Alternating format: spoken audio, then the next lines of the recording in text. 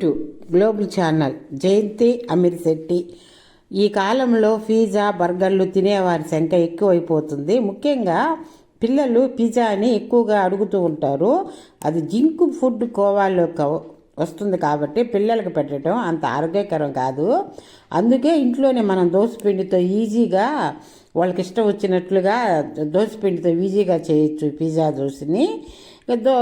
తీసుకొని ముందు దోశల పిండి ఒక కప్పు తీసుకోవాలా. క్యాప్సికమ్ తరుగు, టమాటా తరుగు, ఉల్లిపాయ, మిరియాల పొడి, ఉప్పు, చిల్లీ ఫ్లేక్స్, ఒరేగానో, తురిమిన cheese, butter, pizza sauce, sweet corn గింజలు, ఈ గుప్పిడు ఇవన్నీ తీసుకొని ఇంట్లో ఉన్న దోశల పిండితోనే పిజ్జా దోశను తయారు చేసుకోవచ్చు.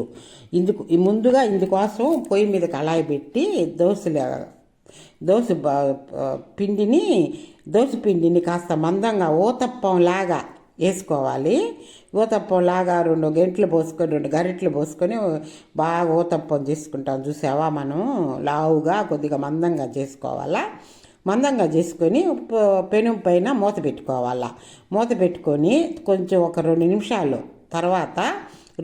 తర్వాత మూతను తీసేసేయాల. మూతను తీసేసి పిజ్జా సాస్ లేదా పిజ్జా సాస్ని దానిపైన ముందర ఈ బటర్ తీసుకొని దానంతా ఆ దోశ పైన మొత్తం ఊతప్పం పైన మొత్తం ఆ బటర్ తీసుకొని మొత్తం చుట్టూ రుద్దేసేసి బటర్ రుద్దేసేసి దానిపైన పిజ్జా సాస్ కూడా వేసుకోవాలి. దానిపైన సాస్ వేసేసుకొని మొత్తం దాని చుట్టూరు పూసేసుకోవాలి. ఊతప్పం చుట్టూరు పూసేసుకొని తర్వాత ఉల్లిపాయ తరుగు, ఈ క్యాప్సికమ్ తరుగు ఇవన్నీ తరిగి పెట్టుకున్నాం కదా. తరిగి పెట్టుకున్నాక 1 by 1 అన్నీ వేసేసుకోవాలా. స్వీట్ కార్ను గింజలు ఇవన్నీ సాస్ పైన క్యాప్సికమ్ తరుగు, టమాటా తరుగు, ఉల్లిపాయల తరుగు, స్వీట్ కార్న్ గింజలు చల్లుకొని తర్వాత ఇవన్నీ మొత్తం 1 by 1 మొత్తం వేసేసుకోవాలండి. అవి బాగా ఆ దోశ పైనే అట్టుపైనే ఉడకాలి. అట్టుపైన ఉడికిపోవాలి మొత్తం అవన్నీ. ఈ పిజ్జా సాసు మీద ఈ క్యాప్సికము, ఈ ఉల్లిపాయ తరుగు, ఈ స్వీట్ కార్న్ తరుగు ఇవన్నీ దానిపైన ఉడికిపోతాయి. టమాటా తరుగు అన్నీ మొత్తం దానిపైన వేసేసేయాలి 1 by 1.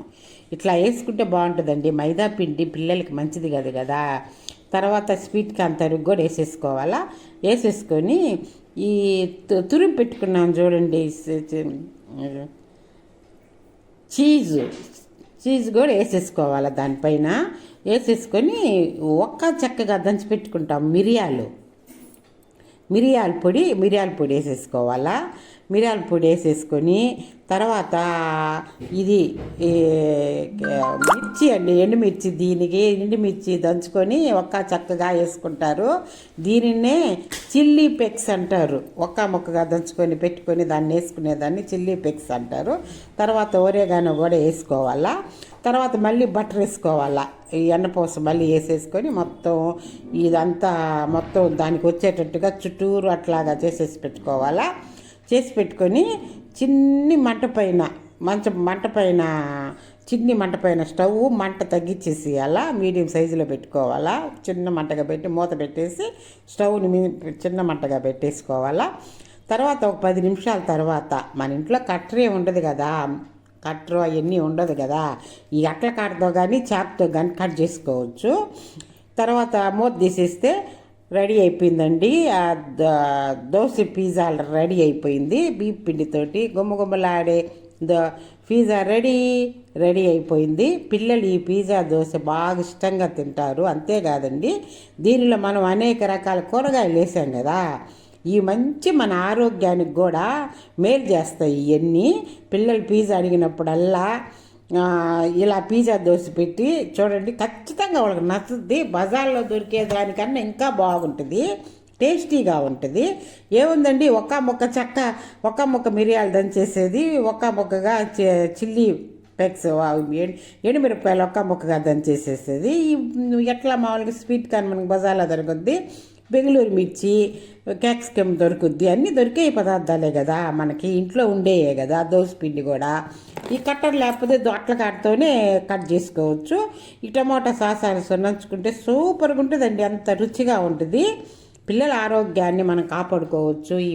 ఇవన్నీ తిని ఈ జంక్ ఫుడ్ అంటే తిని అందుకు చిన్నపిల్లలే కాదు పెద్దవాళ్ళకు కూడా ఈ పిజ్జా దోశ ఎంతో నచ్చుతుంది. దీన్ని తినడానికి ప్రత్యేకంగా ఎలాంటి చట్నీ అవసరం లేదు. టమాటా కెచప్లో ఉంచుకొని తింటే సరిపోతుంది. లైక్ చేయండి, షేర్ చేయండి, సబ్స్క్రైబర్ చేయండి, బెల్ ఐకాన్ నొక్కండి.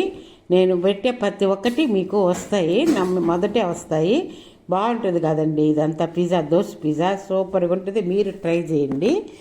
చాలా ఈజీ, మన ఇంట్లో ఉండే వాటితోనే రెడీగా చేసుకోవచ్చు. ఇవన్నీ శుభ్రంగా సూపర్గా ఉంటుందండి. ఇది మైదా పిండి కన్నా ఇదే బాగుంటుంది ఎక్కువ. ఈసారి మైదా